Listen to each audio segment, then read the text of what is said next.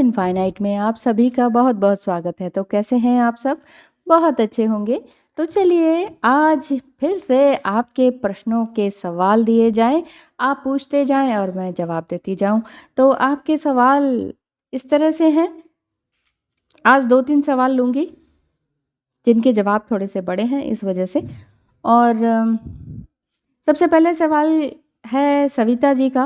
वो कहती हैं कि कुछ कहते हैं कि आपको अपने स्पाउस से या अपने पेरेंट्स से कार्मिक डेट्स क्लियर करने पड़ते हैं, ठीक है? कार्मिक कर्ज़े चुकाने पड़ते हैं, तभी ट्विन फ्लेम से रीयूनियन हो पाता है। तो कुछ कहते हैं कि रीयूनियन के टाइम पीरियड को शॉर्टर किया जा सकता है, तो क्या सही है? तो इसका जवाब मैं इस तरह से देना चाहूँगी कि जी हाँ, लोअर टेक्नीक जो है वो बिल्कुल बेस्ट है, रीयूनियन को शॉर्टर करने के लिए। लॉ ऑफ अट्रैक्शन जिसे कहते हैं, तो ये ज़रूर काम करती है। अगर आप रियली अनकंडीशनली अपने ट्विन फ्लेम को चाहते हैं और उसे ब्लेसिंग्स भी भेजते हैं, तो लोअर टेक्निक ज़रूर काम करती है। चाहे आप 5x55 या 3x33 या 369 टेस्ला टेक्निक वाली स्क्रिप्ट राइटिंग ही क्यों ना लिख रहे हों, क्योंकि मैंने भी छोटी और बड़ी विशेष इन टेक्निक्स का यूज़ करके पाई हैं। देखिए, जो दिखाई नहीं देता ना, वो भी इस यूनिवर्स में एग्जिस्ट करता है। हाँ, हाँ, जैसे लव हो गया, विश्वास हो गया, इमोशंस हो गए, फीलिंग्स हो गई, गॉड हो गए, भूत-प्रेत हो गए, डेटी हो गए, डेविल हो गए, ये दिखाई कहाँ देते हैं? जो दिखाई नहीं देते वो भी तो एग्जिस्ट करते ही है ना दुनिया में। तो हमारी बॉडी का हर एक सेल बिल्कुल राइट प्लेस पर है और जब जो होना है वो तभी होना है। इसका मतलब है कि एक डिवाइन टाइम ही होता है, जब जो होता है वो एक डिवाइन टाइम ही होता है। बस हम काम कर सकते हैं, जिसे कर्म कहते हैं या कर्मा कहते हैं। ये कर्मा क्या है? इंग्लिश लोगों ने कर्म को कर्मा कहना शुरू कर दिया, तो हम लोग भी कर्मा कर्मा करने लगते हैं। एक्चुअल में है कर्म। तो थॉट्स क्या हैं? वो भी तो हमारे कर्मास ही हैं। वही तो एक्शन बनेंगे, है कि नहीं?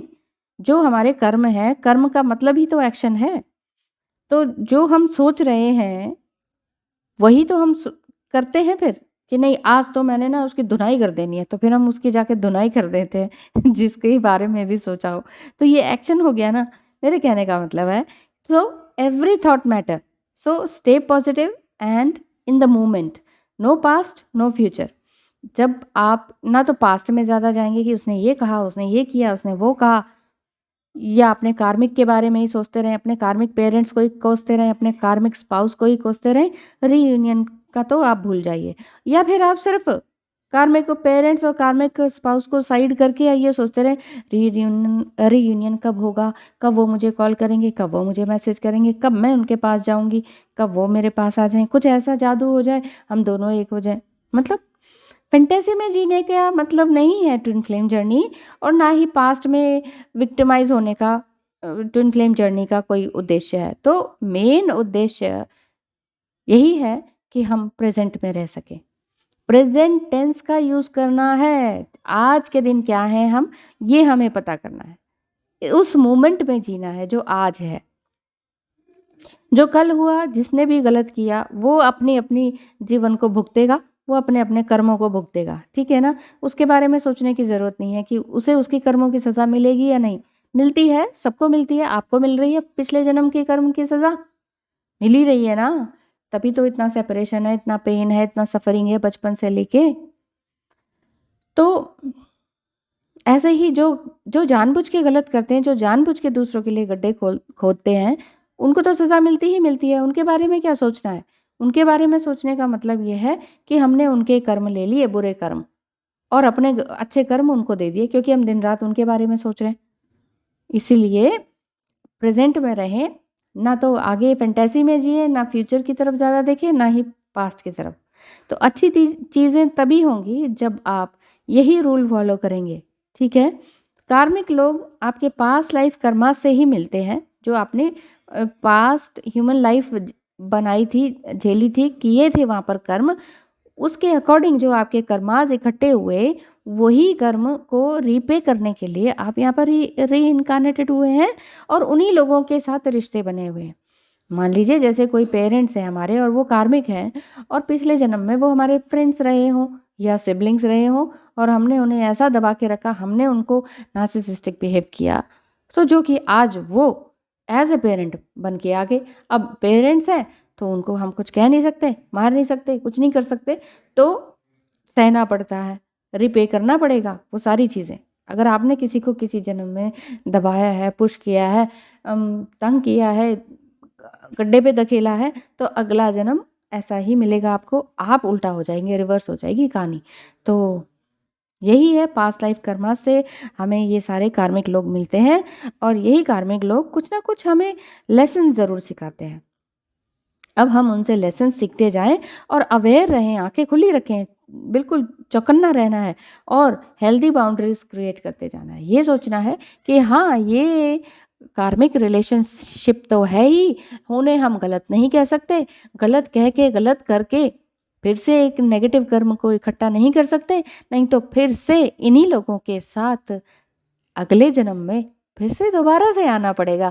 तो अगर आप जिन लोगों के साथ, जो लोग आपको वाकई बहुत तंग करते हैं, जिनके साथ आप वाकई बिल्कुल भी नहीं जाना चाहते अगले जन्म में, उनके बारे में सोचना बंद कर दें, उनके लिए अच्छा या बुरा सोचना बंद कर दें, ठीक है? और यही सोचें कि बस वो नहीं है, उनके साथ ये लास्ट जन्म है, उनके साथ आपने जो पिछले जन्म में किया वो मैं भुगत रहा हूँ या भुगत रही हूँ, बस ठीक है, इट्स ओके।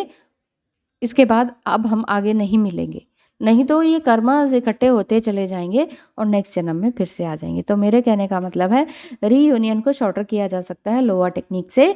और हाँ, अपने कार्मिक जो भी लोग हैं, चाहे वो कोई भी लेवल हो, आपका पेरेंट्स हो, सिबलिंग्स हो, फ्रेंड्स हो, इन लॉज हो, हस्बैंड हो, स्पाउस हो, है ना, तो उन लोगों से आप छुटकारा पा सकते हैं इस जन्म को रिपे करके, आराम से शांति शांति सह के, और हेल्दी बाउंड्रीज क्रिएट करके। हेल्दी बाउंड्रीज क्रिएट करना मतलब अपनी क्रिएटिविटी को बढ़ाते हुए आगे बढ़ते जाना है, स्पिरिचुअलिटी की तरफ बढ़ते जाएं। क्या ज़रूरत है किसी के बारे में सोचने की, जिसके जो कर्म है वो अपने आप ही उसको रिपे करने पड़ेंगे। तो ये काम जजमेंट का और न्याय दिलाने का, जस्टिफाई करने का हमारा काम नहीं है। ईश्वर है ना बैठा हुआ, वो करेंगे ना, तो हमें क्या ज़रूरत है भगवान बनने की। अच्छा, thank you so much Savita ji, आपने क्वेश्चन पूछा। अब एक क्वेश्चन है, उनका नाम नहीं लेना चाहूँगी, उन्होंने मना किया है, लेकिन उन्होंने कहा है कि मेरे सवाल को और मेरे ही जवाब को, वो मैं इसलिए बता रही हूँ, आगे बताऊँगी, कि उसको शामिल ज़रूर कर दीजिएगा एज इट इज़ ही, ठीक है? उन्होंने कहा नाम मत लीजिएगा, मैंने कहा ठीक है। तो सवाल ये था कि क्या छोटे बच्चों को छोड़कर, मैं अपने छोटे बच्चों को छोड़कर ट्विन फ्लेम के साथ रहने चला जाऊं, क्या वो ठीक है? आप इस तरह से समझिए इसको कि अगर आपको शादी के बाद ट्विन फ्लेम मिले हैं और आप दोनों के पास बच्चे हैं, तो क्या दोनों को, अपने स्पाउस को और अपने बच्चों को डिवोर्स वगैरह देकर, छोड़ छाड़ के ट्विन फ्लेम से रीयूनाइट हो जाना चाहिए, उनसे शादी कर लेनी चाहिए, या उनके साथ लिव इन में रहने चले जाना चाहिए सब कुछ छोड़कर?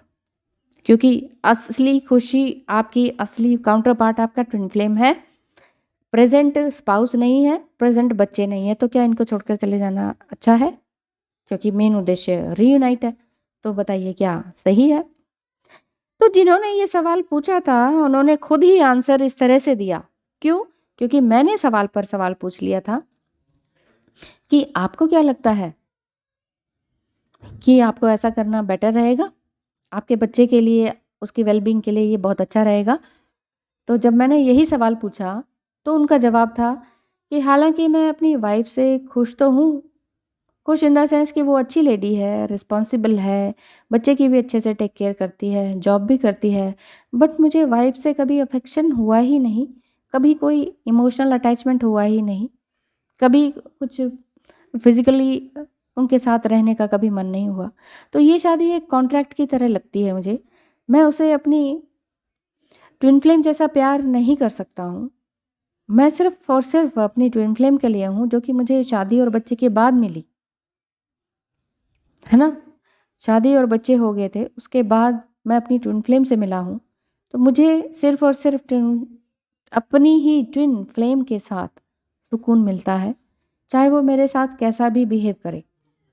ट्विन फ्लेम कैसा भी बिहेव करे मुझे वही अच्छी लगती है, लेकिन वाइफ़ कितनी भी अच्छी हो, मुझे उसकी तरफ अट्रैक्शन नहीं होता।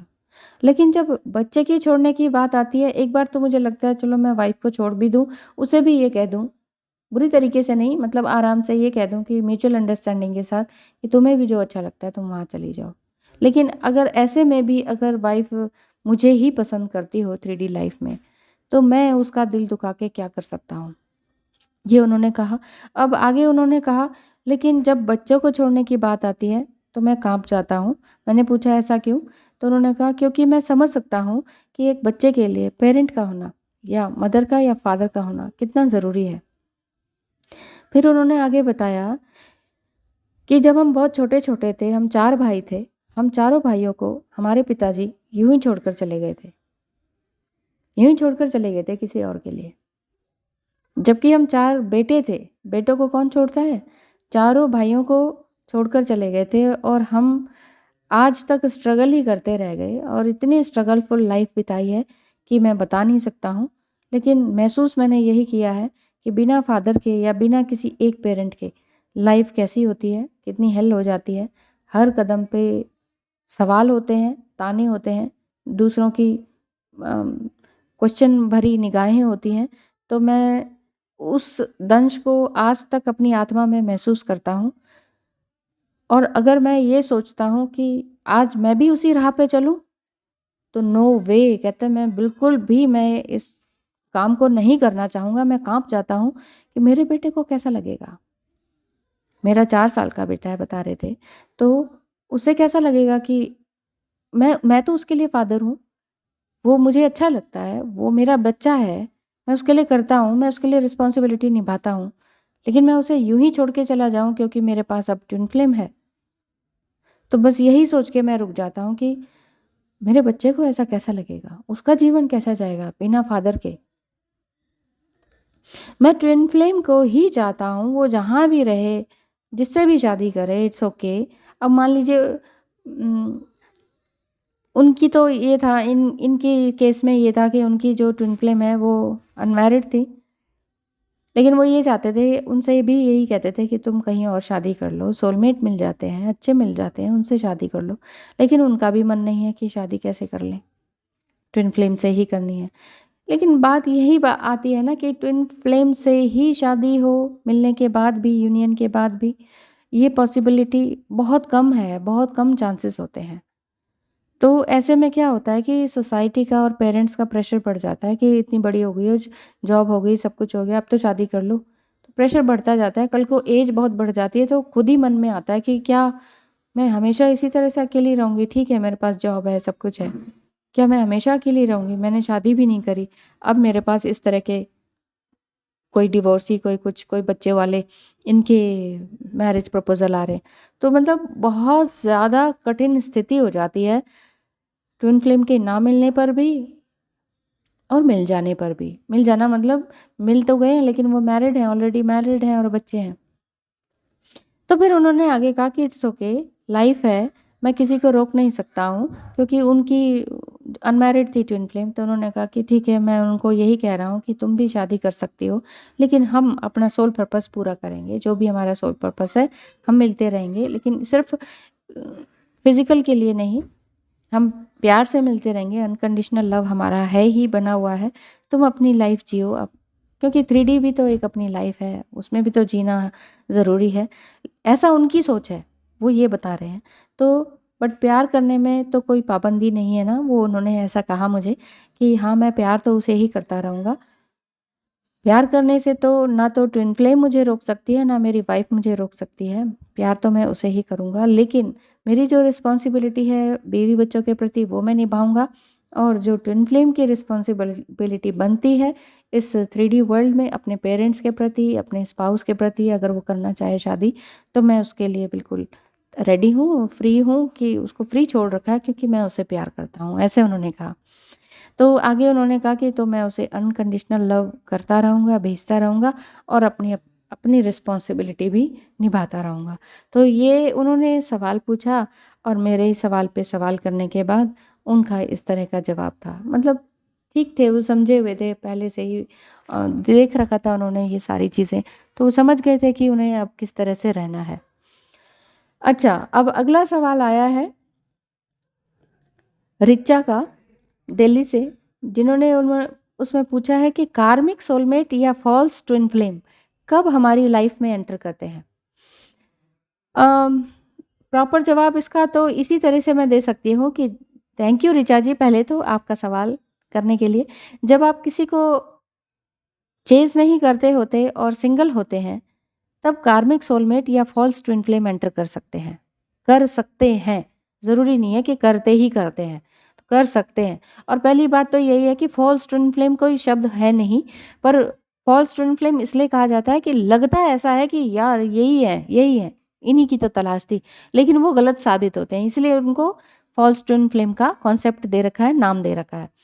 ठीक है? तो कार्मिक सोलमेट भी वो इसी तरह के होते हैं, जो सोलमेट जैसा बिहेव लगता है, वह सब कुछ बहुत सुंदर लगता है देखने में, सब बहुत अच्छा लगता है, लेकिन बाद में वो कार्मिक जैसा बिहेव करने लगते हैं, तो उनको हम कार्मिक सोलमेट्स कहते हैं। सोलमेट्स पर मैंने 12 टाइप्स ऑफ सोलमेट्स की वीडियो बनाई हुई है, आप उसे देख सकते हैं। सोलमेट हमारे आस-पास बहुत सारे लोग हो सकते हैं, ट्विन फ्लेम के होते हुए भी। तो सवाल ये था कि कब एंटर करते हैं ये कार्मिक सोलमेट और फॉल्स ट्विन फ्लेम? तो तब करते हैं जब अगर आप सिंगल हो तब कर सकते हैं, ठीक है? जब हमारे लिए कुछ लर्न करने के लिए बाकी बचा हो, तब वो हमारी लाइफ में एंटर कर सकते हैं। They will enter at that time to teach something and your soul remembers that lesson for the whole life. उस वो जो लेसन आप जो सबक सिखा के गए ना, वो आपको पूरी ज़िंदगी भर याद रहेगा। ऐसा ऐसा कुछ सबक सिखा के जाते हैं वो। तो ठीक है ना? धोखा मिल सकता है, झटका मिल सकता है, या आप ही समझ सकते हैं कि नहीं यार ये गलत है, इनके साथ मेरा जीवन भर नहीं चलेगा, आप उन्हें खुद छोड़ देते हैं। तो वो हो जाते हैं फॉल्स ट्विन फ्लेम या कार्मिक सोलमेट, उनको कह सकते हैं आप। ये शादी से पहले भी हो सकता है जब आप सिंगल होते हैं, बाद में भी मिल सकते हैं, लेकिन अधिकतर शादी के बाद तो ट्विन फ्लेम ही मिलते हैं। तो ऐसे रिलेशनशिप से बाहर कैसे निकला जाए, ये भी उन्होंने, ऋचा जी ने पूछा था कि अगर मैं ऐसे रिलेशनशिप में फँसी गई हूँ तो बाहर कैसे निकलूँ? उसका जवाब मैं यही देना चाहूँगी कि अगर आप अवेयर हों कि आप कार्मिक रिलेशनशिप में हैं, सम टाइम तो पता ही नहीं रहता कि ये कार्मिक रिलेशनशिप है। ऐसा लगता है कि नहीं ये तो सोलमेट है, कभी तो अच्छी बातें करते हैं, कभी कोई चीज़ ले आते हैं, कभी गुलाब का फूल दे देते हैं, कभी बहुत प्यार से बात करते हैं, अफेक्शन दिखाते हैं, तबीयत पूछते हैं, और कभी मतलब ही नहीं होता। है ना? तो इस उधेड़-बुन में इंसान उलझा ही रहता है और अवेयरनेस ज़ीरो हो जाती है। अब मेरे कहने का मतलब है कि अगर आप फुली अवेयर हैं कि नहीं दिस इज़ कार्मिक रिलेशनशिप, तो you must be in a state of knowledge that you are in same abusive और कार्मिक रिलेशनशिप। ये आपको पहले से पता होना चाहिए, और ये अवेयरनेस आ जाए कि देयर इज़ समथिंग रॉन्ग। हाँ भाई, ये कार्मिक ही है या फॉल्स ट्विन फ्लेम है, इनके साथ ज़िंदगी नहीं चलेगी, तब रियल ट्विन फ्लेम की एंट्री होती है, ताकि आपको राइट पैथ का पता चल पाए कि सही रास्ता क्या है, जीवन में सही रास्ता क्या है, आपको एग्जैक्टली करना क्या है। तो ये थे सवाल आपके, बहुत बहुत धन्यवाद। आप सभी ने सवाल पूछे और जवाब भी पाए। इसी तरह से सवाल करते रहिए, अपनी नॉलेज को बढ़ाते रहिए, अपने आप को एनहेंस करते रहिए, स्पिरिचुअल जर्नी में आगे बढ़ते रहिए, because twin flame journey is a spiritual journey and you are your twin flame first and foremost. इसको हमेशा याद रखिए, और ये भी बात याद रखिए कि it's not a mind stuff, it's a heart stuff. दिल का गेम है, दिल का।